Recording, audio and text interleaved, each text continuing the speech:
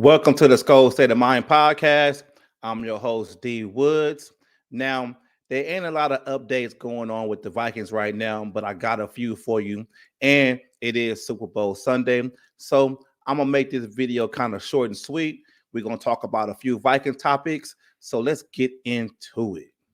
Well, the Minnesota Vikings have hired a new defensive line coach, Marcus Dixon. Now, I'm not sure if you're aware, but the old defensive line coach basically kind of abruptly left mid-season, and I think he got hired on the collegiate level, as a line coach or defensive coordinator somewhere else. So the Vikings actually last season kind of didn't have a defensive line coach. So I'm not really familiar with Marcus Dixon, but I do see after doing my Google research that basically he was on the coaching staff with Kevin O'Connell with the Rams when they won the Super Bowl in 2021. So that's kind of a familiar face for Kevin O'Connell. Seems like he's hiring a lot of guys from that coaching staff, that he's familiar with. I mean, I'm cool with it. It is what it is. Like, as long as they can get the job done and have a successful season. And let's see what he can do. Let's see if he can gel with Brian Flores. But the one thing I can say about the defensive line is who the hell is playing defensive line right now outside of Harrison Phillips? So we got a new coach, but we got to bring in new defensive line help. Is that going to be in the draft? Is that going to be in free agency? Are we going to trade for some guys? Because shit, you got Danielle Hunter basically going to having a contract negotiations. He doesn't have a guaranteed contract for next year. And Harrison Phillips is kind of the only stalemate on this defensive line. But there's one more other thing that's kind of intriguing about this hire with Marcus Dixon. So I'm not sure if a lot of you are aware, but Mike Pennant was and is the assistant head coach of this team. We don't really see Mike Pennant a lot. He doesn't do a lot of talking in the media, but he has that assistant head coach title. So, doing my Googles, doing my little research, I see that basically that they're saying Mike Pennant has a new title attached to his name, basically linebacker coach. Now, I'm interested to see if they're going to elevate Brian Flores to the assistant head coaching role, and does that delegate basically Mike Pennant to a position coach role? I don't know if that's going to happen. That's just me speculating, but I just want to see how it all plays out. You feel me? All right, let's talk about my boy Jerry Allen in the Hall of Fame. Well, I know you guys know already Jerry Allen didn't make the Hall of Fame again. I'm not going to be one of these guys that's going to come out here and stand on a soapbox and basically complain every time, I don't get my way or the player I like doesn't get the accolades that I feel like, they deserve. Do I feel that Jerry Allen is Hall of Fame caliber? Yes. But the thing about it is, too, I do understand how the Hall of Fame, selects players. Like, if you're not one of those upper echelon players that basically your stats basically outweigh everything, and if you have stats that's comparable to other players going in at your position, like, the determining factor is a Super Bowl. You got guys out there complaining about DeMarcus Ware making the Hall of Fame, and he only made it because he just had a Super Bowl. Like, okay, I get it. But Andre Johnson made the Hall of Fame. Devin Hester made the Hall of Fame this year too, and neither one of them has Super Bowls. But if you look at their careers, they basically was like, I'm not gonna say light years above, but they were icons. Like Devin Hester, what he did, for the kick return, and I feel like you have to get Devin Hester in now because with the rules that they're doing, changing the kickoff return, and it might not be in football anymore. You want to get one of the best guys to ever do it in the Hall of Fame now before it doesn't even really matter. Now, for Andre Johnson, like he never been to a Super Bowl, never won a Super Bowl, right? But his career was like 1,000 yards. So I kind of feel like when you have that career like a Randy Moss, like a Terrell Owens, where you didn't win a Super Bowl and your stats can basically just say enough for itself, and comparing to your peers, like if you look at Jerry Allen and Marcus Ware, they're really comparable. And the only thing that's a determining factor is DeMarcus Ware actually has a fucking Super Bowl. So I believe that Jerry Allen will eventually get in the Hall of Fame. I'm not going to cry over it, but I feel he have to wait his time. I mean, he might have to wait basically as long as Chris Carter had to wait. So it is what it is. So I wish him the best, but he gonna be in the Hall of Fame, and that's just something we shouldn't complain about. But if Viking fans do want to complain, we should be complaining about Jim Marshall. Like Jim Marshall should be in the Hall of Fame right now. And if we got to sign a couple of petitions or whatever to get him in there, like get him in there. I'm really against like waiting so long for players to get in the Hall of Fame and they don't even really know they're going to the Hall of Fame. Like they don't have, their senses or whatever. Like they're too old to remember this. I want guys to go to the Hall of Fame where they can have a celebration, where they can go up there and basically, tell some stories, and they can have a good press conference. They can say how what led them to this Hall of Fame career. Like I don't believe in just, let's just wait, let's put him in now because he's got a lot of stuff going on with him. Do that shit earlier.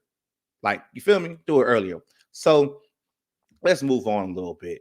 Let's talk about Danielle Hunter. Well, word around the streets is Danielle Hunter is going to be heavily coveted by multiple teams this free agency. You don't think so? Like, that's not really a headline to me, considering Danielle Hunter is probably one of the top 10 best pass rushers in the league. And he kind of like led the league, with sacks for a while or whatever. Like Danielle Hunter is that dude when he's healthy. So for him to be heavily coveted, like I'm okay, it is what it is. Like I hear the Chicago Bears are thinking about, pairing him with Sweat so they can have a nice little combo. Like I can see it, but it's all going to determine what Danielle Hunter wants to do. If Danielle Hunter wants to stay with the Minnesota Vikings, then the Minnesota Vikings have to work out a maybe 2 to 3 year deal that's going to make Danielle Hunter one of the highest paid, pass rushers, maybe top 5 or whatever, and keep him in Minnesota. He's a little bit older, but he's still that dog. You get me? Like he's still that dude. So it's just going to be the wait and see approach. But I won't be surprised if Danielle Hunter is signed somewhere else, because considering he's been highly underpaid for the past couple of seasons, and this is probably going to be basically his last contract, his last big contract. So my hat's off to you, Danielle Hunter. If you decide to leave the Minnesota Vikings and pursue your career somewhere else, hopefully you can find that Super Bowl. Congratulations to you. Thank you for all the good memories. But hey, you got to feed your family, man. I ain't mad at you, bro. So Kirk Cousins. I mean, you see, I'm trying to get this side released because it's like, man, it's like we can't go a show without talking about Kirk Cousins. I mean, it is what it is. He's the incumbent quarterback of the Minnesota Vikings. He's probably, in my opinion, one of the most polarizing figures in the NFL. But Kirk Cousins. So there was an initial report out there talking about how Kirk Cousins wanted 45 million a year for 2 seasons, 90 million guaranteed. Then this week, I started to see reports talking about that. That was just basically a reporter going rogue, makes you, clickbait, however you want to take it. But, we going to see. Then I got a report this morning talking about how the Minnesota Vikings and Kirk Cousins have mutual interests, but the Minnesota Vikings have a line that they don't want to cross. They have a price that they don't want to cross. Now, considering, I get it. Like I'm not finna be one of these guys that's like totally against re-signing Kirk Cousins, or the other side. Like I get it. I know what he brings to the table. He's not your Tom Brady. He's not the best quarterback in the league, but he's one of the best quarterbacks in the league. So I just feel like if they can get the job done, that's maybe a 1-year deal, fully guaranteed, and maybe the next season he can basically walk. If we go in the draft and go in the draft and basically draft a young QB or whatever, it kind of puts us in the mode to where we're not reaching anywhere. Like I get it. I mean, we're gonna talk about Kirk Cousins more, but it's a wait and see game, and it's just a wait and see. And in a couple of hours, the last game of the season it's going to be the Super Bowl, and the official offseason is going to start tonight. So we basically going to see what's going to happen. But since we're talking about quarterbacks, let's talk about this. The New England Patriots are looking to trade down. Well, the New England Patriots have the number 3 pick in this year's draft. Now, a lot of pundits and a lot of experts are predicting the top 3 picks to go quarterback, quarterback, quarterback. I don't know the order because we got a lot of surprises multiple times, in the NFL when it's coming to drafting quarterbacks. So it's probably going to be Caleb Williams number 1, Drake May number 2, and Jaden Daniels number 3. But if the Patriots thinking they got too many holes to fill, it might be in their best interest to actually trade down in the draft, accumulate more picks or maybe a player or two, whoever they're trading with, and basically, help build their team, through the draft or 3 free agency. It's going to be really interesting to see how the Patriots start to build this team because Bill Belichick ain't there no more. Gerard Mayo, is the new head coach of the New England Patriots, and he might have a different philosophy going forward. That's cool. I get that. But I just what is the asking price, and can the Minnesota Vikings get it done? And do I want the Minnesota Vikings to get it done? Yes. If they can basically evaluate their quarterback going into it and say it is a Jaden Daniels or a Drake May or a JJ McCarthy, those are the guys that are probably going to be available at 3. So if they go out there and they go get their guy, I'm cool with it. Like I said before, multiple times on this channel, basically, sometimes you gotta do what you gotta do to go get your guy and call it a day. And if that guy doesn't work out, it just doesn't work out. I'm just saying, a lot of people out there is oh, we're gonna mortgage the future for multiple draft picks. Draft picks are hit and miss every time. If you feel like the guy that you're going up to trade for is going to be a generational talent and he's going to start for the next 10 years, you don't really care about those draft picks that you don't have anymore. Do you actually think that the Kansas City Chiefs care about what they traded to trade up to get for Pat Mahomes? They don't give a fuck about that. They got Pat Mahomes. So when you on sites like PFF, mock draft or whatever, you can kind of finagle with what you're offering teams or whatever. But I just want to see what the asking price is and if the Vikings got the balls to actually do it. Me personally, I think Quay's gonna get it done. I think he is. I think they're gonna figure out what's going on with Kirk, then move to the draft. But let's see. Let's see. Jaden Daniels. That's my top pick for the Minnesota Vikings to trade up and get is Jaden Daniels. I know you guys probably been seeing, Jaden Daniels hanging out with Justin Jefferson, taking pictures or whatever. LSU guys, what do you expect? Jaden Daniels basically had a conversation with somebody, and he was talking about how, if he can prefer a landing spot, it would be the Minnesota Vikings because all the weapons they got, on offense, they got TJ Hawkinson, they got Justin Jefferson, they got Jordan Addison. They have a lot of good, skilled players on offense. And I think Jaden Daniels could bring something different to this team, with it being a dual threat. But we never know. We can't talk about him too much because we don't know if we're going to be able to trade up and get him because I don't think he's going to slide in the draft. Now, one more thing too, before we get into the NFL awards and the Super Bowl prediction, and I'll get out of here. I gotta talk about this. This is probably one of my favorite Viking coaches of all time. One of the coaches I really vibed with. He was my dude. Congratulations to Mike Zimmer for getting the defensive coordinator job with the Dallas Cowboys. Now, I understand that Mike Zimmer's tenure with the Minnesota Vikings fell on sour grapes for the past couple of seasons. He was here or whatever. But he's one of my favorite coaches. I like the whole defensive philosophy. I like the whole running the ball type situation.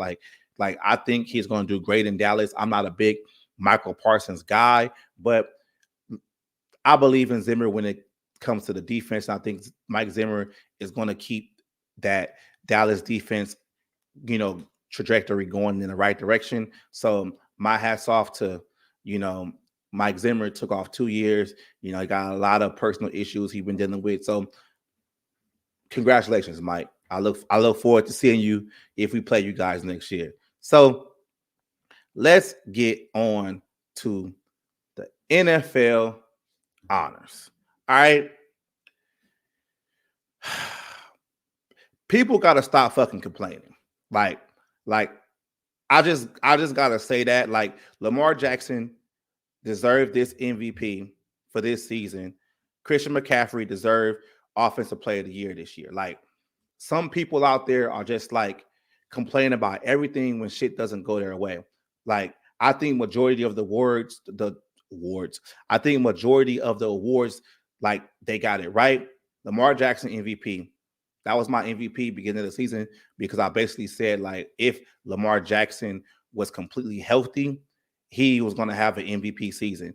And I like what the Baltimore Ravens did with actually bringing in a weapon like Zay Flowers to actually give him a true down the field threat.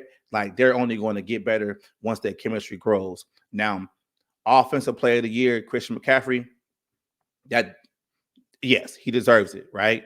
Offensive Player of the Year. I think the only one like I'm really like kind of skeptical with, I say Joe Flacco. I would have gave it to Baker Mayfield.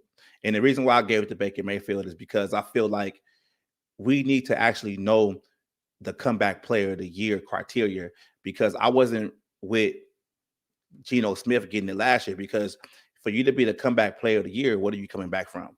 I thought Saquon Barkley deserved comeback player of the year because he was basically hurt the last two seasons and it was like kind of his first full season where he was completely healthy and he had over 1,000 yards and he was looking like the Saquon Barkley of old.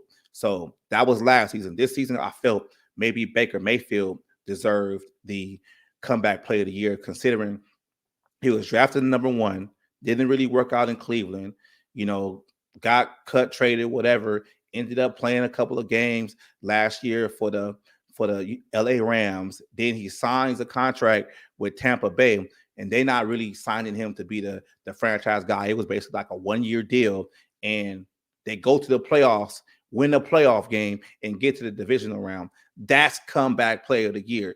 Joe Flacco was on his couch. He's been a backup, washed up quarterback for the past couple of seasons. We saw how he looked years ago, maybe a year ago in New York with the Jets. So that's the one they got wrong, in my opinion. And the other one, Myles Garrett, I said at the beginning on this podcast before the season didn't start, like Myles Garrett was my pick for defensive player of the year. I didn't think that defense was going to be that great, but that defense kind of held that team afloat when they went through multiple quarterbacks. And that's kind of why Kevin Stefanski basically won coach of the year, but that whole team was anchored by that defense. So I can see why Myles Garrett got defensive player of the year. Some of these Viking fans out here are a little, upset that Danielle Hunter didn't get no votes or whatever. But I think the reason why, because our defense didn't really I think the defense basically fell apart the last 4 weeks of the season. And I kind of feel like it's more about our defense is more on scheme level, not just beating guys one-on-one. And the last two ones I want to talk about too, the Houston Texans got it right. They're both of their draft picks in the first round last season, which is CJ Stroud and Will Anderson, both got offensive rookie of the year in CJ and defensive rookie of the year in Will Anderson. That's what's up. Viking fans, don't be mad that Ivan Pace didn't get the consideration. They gave it to the right person. Will Anderson was a dog. That defense is legit. Like, what more can I say? Let's move it on real quick. Super Bowl prediction. Now, we're going to go through this one more time. My Super Bowl prediction is the Kansas City Chiefs, 24-17. That's what it's going to be. I just really hope that this first half isn't boring, because if the first half is boring, we're going to be on Twitter. We're going to be on social media. We're going to be we want to see Usher. So I think the game is going to be competitive. I think Pat Mahomes is going to shine. He's going to get his third Super Bowl. And that's just how I predicted, man. Like, I can't wait to see this game, eat some chicken wings, Super Bowl TV, be with some family, watch this Super Bowl, watch the halftime show, because I'm going to be leading committee. But that's my Super Bowl predictions. And thank you guys for tuning in to the Skol State of Mind podcast. I really appreciate it. If you guys, subscribe to the channel, hit the notification bell Follow me on all social media platforms. I'm dropping videos consistently more now. So thank you. And you know how I end it? Skol, baby.